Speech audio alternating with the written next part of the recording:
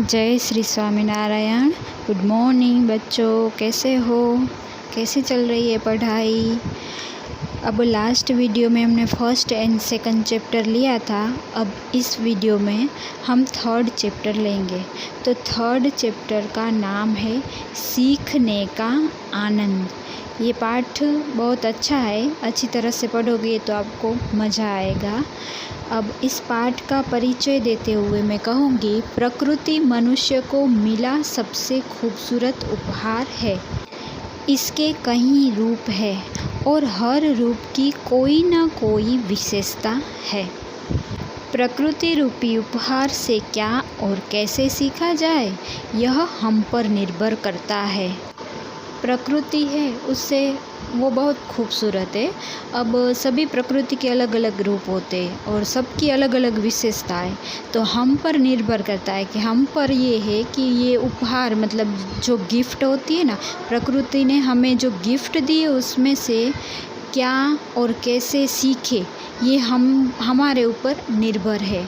अब सीखने का आनंद, उससे खुशी भी होती है। तो पाठ को आगे बढ़ाते हुए, दत्तात्रेय एक ऋषि का पुत्र था।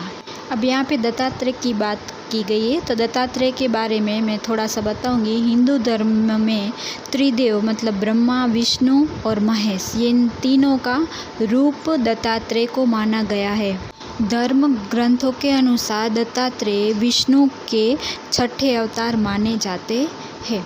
वह अपना ज़्यादातर समय आश्रम से बाहर जंगल में पशु पक्षियों, तितलियों, फूलों आदि के बीच रहकर बिताता था।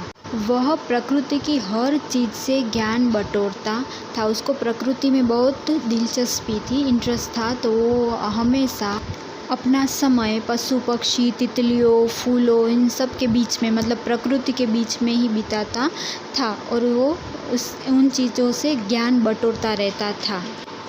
यहाँ पे बटोरता रहता मतलब इकट्ठा करता था, जहाँ से जो भी ज्ञान मिले वो इकट्ठा करता था। इसीलिए वो छोटी सी आयु में ही बहुत समझदार हो गया था। उसके चेहरे की चमक सभी को प्रभावित करती थी। उसके वो है ना, प्रकृति में ज़्यादा रहता था ना, तो छोटी सी आयु मतलब उम्र छोटी सी थी, तब से ही समझदार हो गया था और उसके चेहरे पे मतलब मुंह पे हमेशा अलग चमक ही रहती थी। के बाद का समझेंगे। एक दिन एक राजा घोड़े पर सवार जंगल से गुजर रहा था। उसने इस तेजस्वी बालक को देखा। राजा बालक के तेज से प्रभावित हुआ और घोड़ा रोक कर उस बालक को देखने लगा। इसके बाद एक दिन क्या होता है, एक राजा है, वो घोड़े पे सवारी करने के लिए, वैसे भी राजा पहले घोड़े पे सवारी करने के लिए जंगल में से ज़्यादातर घूमते रहते थे और शिकार करने के लिए भी घूमते रहते। तो इसी तरह से एक राजा घोड़े पर सवार होकर जंगल से वहाँ से निकल रहे थे। तभी ये बालक मतलब दत्तात्रेय वहाँ पे थे। वो तेजस्वी बालक थे। राजा ने बालक को देखा और उसका तेज था, उससे प्रभावित हुए मतलब उसको अच्छा लगा ऐसे, इसलिए वो घोड़ा वहीं पे रोका और बालक को वो देखने लगे। अब राजा है, उसके मन में बालक के बारे में जानने की उत्सुकता मतलब प्रबल इच्छा हुई, मतलब उसको जानने की कि ये कौन है, कहाँ से आया है, इतना तेजस्वी बालक, ऐसे जानने की इच्छा हुई। तो फिर वो राजा क्या करते हैं, अब ये एक चित्र कथा है, इसलिए इसमें चित्र में ही लिखा होगा कि कौन क्या बोल रहा है। तो यहाँ स्टार्ट होता है राजा से। तो राजा कहते हैं, बालक तुम कहाँ रहते हो? इस घने जंगल में अकेले क्या कर रहे हो? मतलब जंगल था वो घना था। अब जंगल में ऐसे कोई बालक घूमता हुआ नज़र कहीं पे आता नहीं है, पर यहाँ पे तेजस्वी बालक ऐसे घूमते हुए अकेला घूमता हुआ नज़र आ रहा है। इसलिए उसने पूछा, तुम कौन हो और इस जंगल में क्या कर रहे हो, वो भी अकेले? तब वो बालक है, वो बोलता है, महाराज। अब उसकी वेशभूषा आप देख सकते हो पिक्चर में, महाराज वाली ही लग रही है। तो उसमें से उसे पता चल गया कि ये महाराज ही है, इसलिए उसने बोला, महाराज, ऐसे संबोधन करके आदर से बोला। मैं जंगल के नज़दीक एक आश्रम में रहता हूँ। मतलब यहाँ जंगल में नज़दीक मतलब पास में ही एक आश्रम है, उस आश्रम में मैं रहता हूँ। अब यहाँ पे पहला चित्र है वो ख़त्म हुआ और दूसरा चित्र स्टार्ट होता है। तो यहाँ पे राजा बोलते, अच्छा तो तुम आश्रम में रहकर विद्या ग्रहण करते हो, तुम्हारे गुरु कौन है? अब महाराज को पता चल गया कि ये आश्रम में रहता हुआ बालक है, तो उसको लगा कि इतना तेजस्वी है तो उसके गुरु भी कोई अच्छे ही होंगे। तो उसने बोला कि अच्छा तो तुम बताओ कि तुम्हारा गुरु कौन है?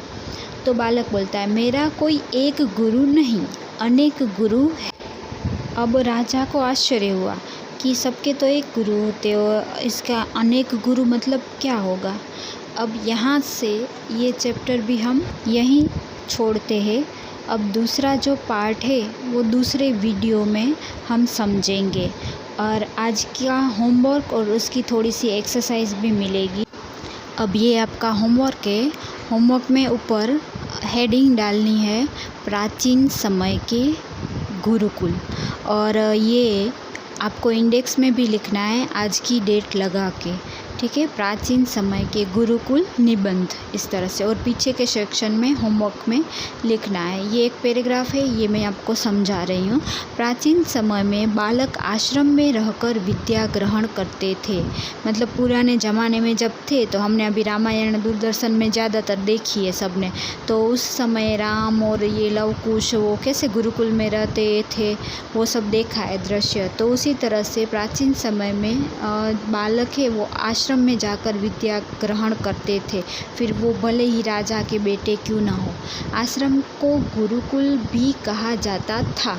गुरुकुल का शाब्दिक अर्थ है गुरु का कुल, यानी परिवार, गुरु का परिवार। इस तरह से गुरुकुल ऐसा विद्यालय होता था जहाँ विद्यार्थी अपने परिवार से दूर रहकर गुरु के परिवार का हिस्सा बनकर शिक्षा प्राप्त करते थे। मतलब अपना परिवार है उससे दूर रहकर गुरु के परिवार में शामिल होकर शिक्षा प्राप्त करते थे। अभी भी हॉस्टल में जैसे रहते हैं ना वैसे होता है, पर वहाँ और तब का प्राचीन काल का और अभी का जो है वो पूरा चेंज हो गया है। प्राचीन काल में भारत में गुरुकुल शिक्षा का बहुत महत्व था। हमारे भारत देश में सबसे तब प्राचीन काल में गुरुकुल की ही शिक्षा दी जाती थी। बालक लगभग 8 वर्ष की आयु में गुरुकुल चले जाते थे। 8 वर्ष होते थे उसको, तब गुरुकुल में ही वो चले जाते थे।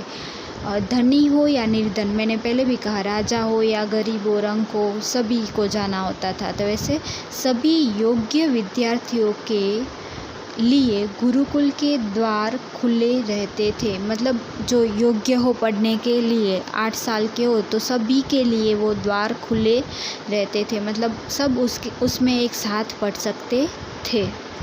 तो ये आपका आज का होमवर्क। इसके अलावा भी गुरुकुल के बारे में आपके पास नॉलेज हो तो वो इसमें ऐड करके इसको बड़ा भी कर सकते हो। और वैसे हम 3 पैराग्राफ में ये लिखते हैं, तो उस तरह से भी आप कर सकते हो। मैंने पहले भी आप जब 4th में थे तब बताया था, याद हो तो उस तरह से भी आप कर सकते हो। और ऐसे ही पैराग्राफ लिखना है तो लिख सकते हो, ठीक है। वो 3 पैराग्राफ फिर से याद करा दूं तो उसमें ऐसा था, जो भी निबंध के बारे में हो तो पहले पैराग्राफ में 2-3 लाइन में हम निबंध का परिचय देते थे। उसके बाद निबंध के बारे में मतलब ये पूरा पैराग्राफ लिखते थे, और लास्ट में उपसंहार लिखते थे, मतलब छोटा सा पैराग्राफ की ये उसमें से आप क्या सीखे, आपको क्या पसंद है, क्या पसंद नहीं है, ये लास्ट पैराग्राफ में। इस तरह से आप 3 पैराग्राफ भी बना सकते हो। तो मतलब ये एक पैराग्राफ तो हो गया, तो 2 और छोटे ऐड करने, एक ऊपर और एक नीचे, इस तरह से भी कर सकते हो, ठीक है।